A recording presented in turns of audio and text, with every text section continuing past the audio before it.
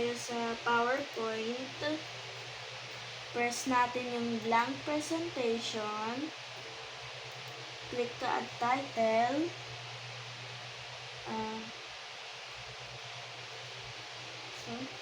Click ka add subtitle.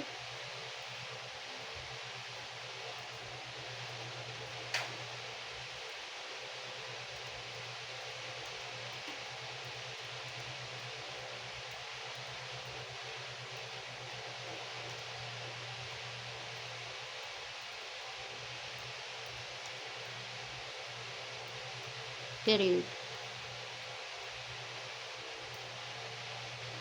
Tapos, mag-i-insert po kami. Pictures is device. Punta tayo sa favorite path.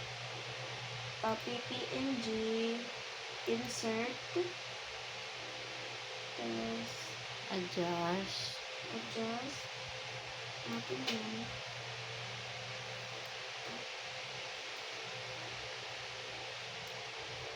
Approve. Tapos, mag-design muna ako. Faster. Tapos, mag-draw po ako.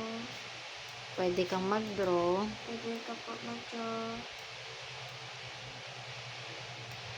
Okay na. Tapos, slideshow from beginning. Okay.